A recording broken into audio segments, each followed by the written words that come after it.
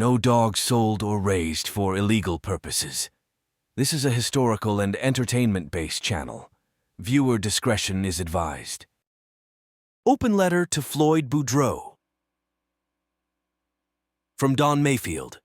Hello, Floyd, November 30th, 1989. Today is the day after I received a copy of the John der Februar, 1989, American Pit Bull Terrier Times. I'd been told by a number of different ones that you had said a number of things about me in the interview you gave the Times. I became so interested that I subscribed for the Times. That was the 1st of August, 1989. As of yet, I have not been sent any issues, but a friend of mine did send me this John Feb issue yesterday for me to read your interview. Floyd, I must say that your dog ain't changed you very little as to the way I read your interview. I told Phyllis, I said, Floyd's more of a liar than I thought he was, but it could be that he ain't such a liar. It could be that maybe he just got a bad memory and he just gets things mixed up. And Floyd, you remember how crazy and upfront Phyllis is. She said, you think that all you want to about that prince of a man, but you're as wrong as you could be. Floyd knows every lie he is saying in that interview.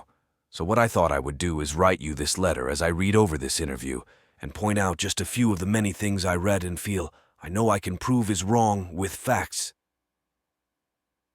First, let me tell you, Morris Carver matched his first time in 1952, the Skipper dog. Eli Jr. was 8 months old when Near-a-Dare deal him from Jerry Clemens. And in that litter, there was more than 4 pups. Near-a-Dare got one male as a puppy. He jumped out of a 2-story window at 6 months old and killed himself one day when he seen another dog walking down the street.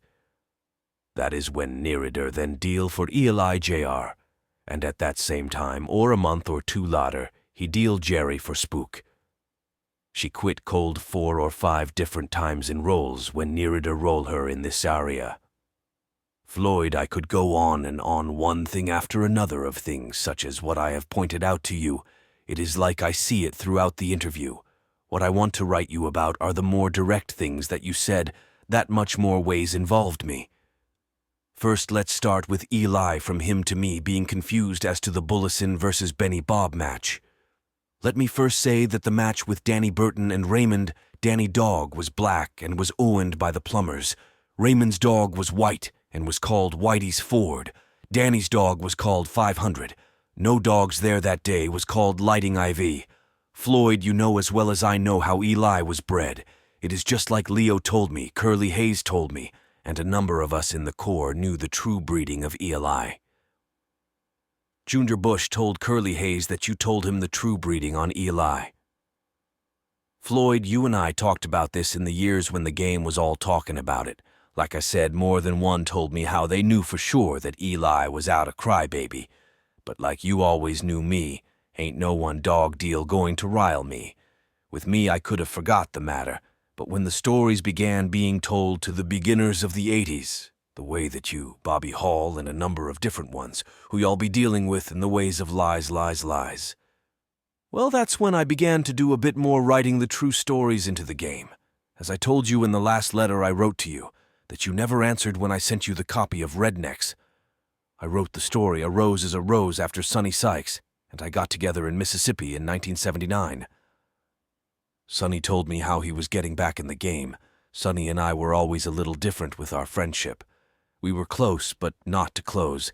It has been with Sunny and I in a way where we have always had lots of respect for each other. I told Sunny to pick himself a pair of pups from a litter that I had coming from a litter in Chicago. The pups were some high-dollar, purebred family-bred pups at Paul Sofiakis's yard. I had bred these dogs for a number of generations and know their breeding value. Sunny and I never been the kind that would lie to each other.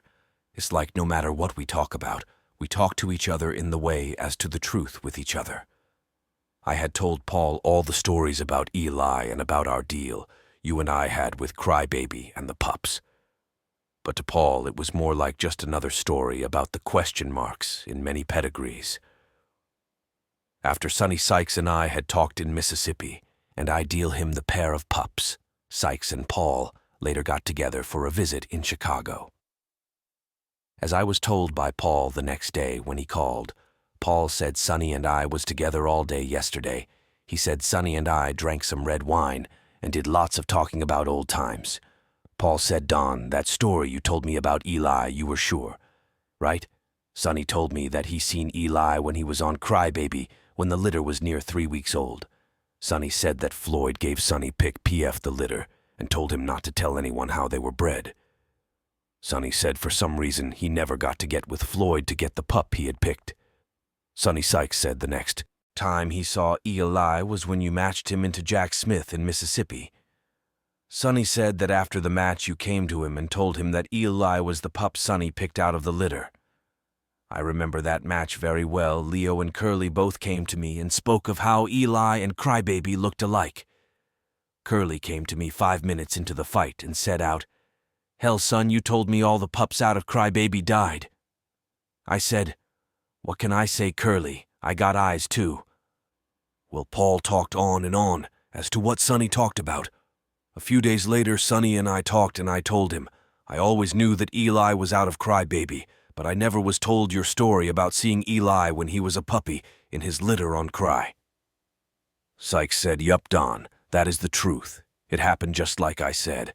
I just never had no reason to tell you about it till now. Don, you know me, Sunny said. I will tell it to you only one way. Thanks for listening. Like, subscribe, and tell a dogman or woman about the Sporting Dog Archive.